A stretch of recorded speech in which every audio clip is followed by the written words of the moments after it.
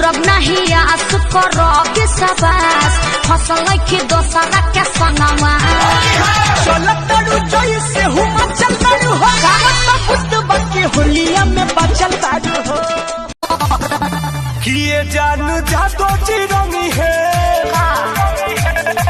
किए जान जादो चिरंगी है ढोरी के खाला का भर जाई मनवा तोर ए जान जादो चिरंगी पंचायत में कइल फैसला मुखिया या सरपंच पर तोरा माई काहे बोलावले रहे पापा के हमारा लंच पर तोरा माई इहे निशानी हमरा प्यार के बा इहे निशानी हमरा प्यार के बा हई बड़का लइकवा यार के बा हई छोटा लइकवा फटार हेलो हेलो हम बोल रहे हैं आवाज क्लियर नहीं है आपका नेटवर्क नहीं है क्या हेलो हेलो कौन बोल रहे हैं हेलो हेलो हम बोल रहे हैं जीजा जी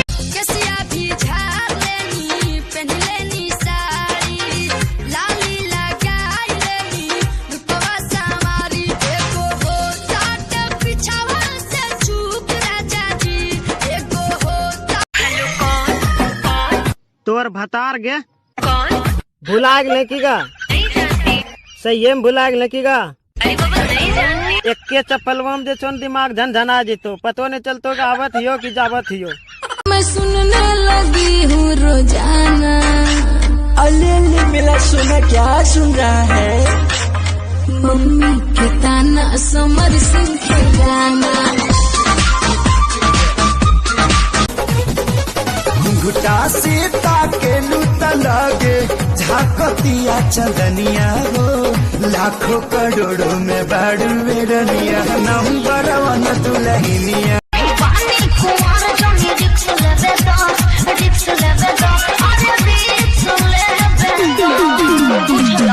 चढ़ते फागुन ये गो किस ले बेदा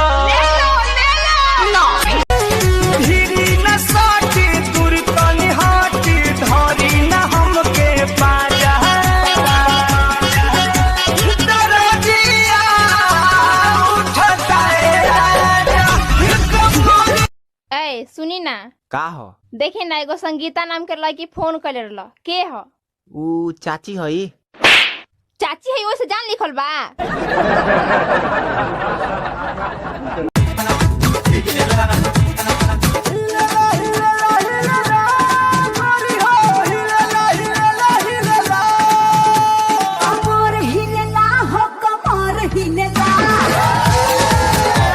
काजल का प्यार तुझे करता हूँ देख मेरी आँखों में तेरे बिना नींद नहीं आती है रातों में बड़ी प्यार प्यार कर ले 5 किलो प्याज मांग लो सो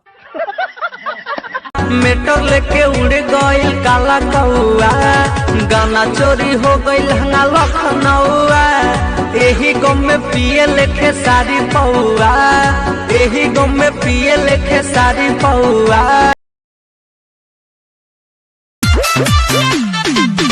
पिया धरेले जिया डहरेला मन कथी के हम नहीं भरेला कितनो परेला गरमी तो सरद करे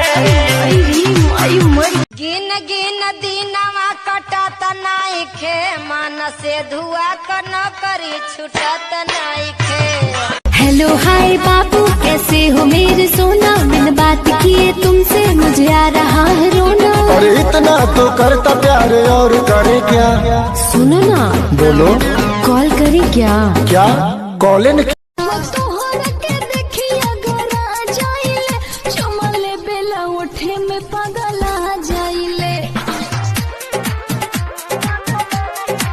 ए ऐसे मन देखा कुछ बोला ना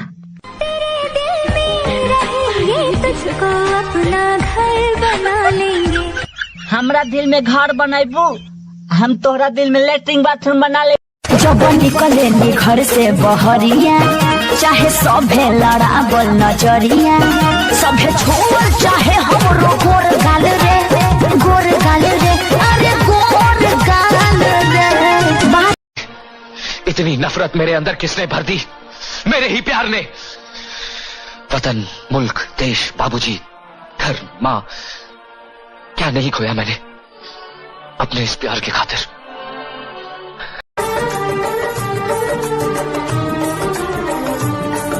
किसी दिन बनूंगी मैं राजा की रानी।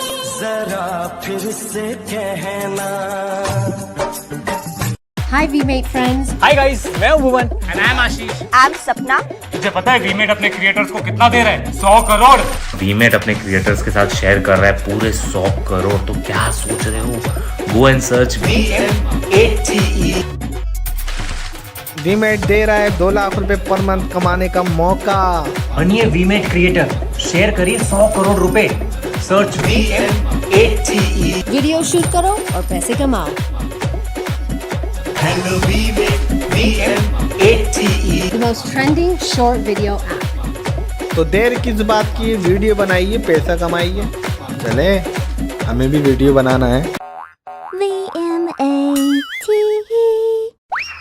VMate.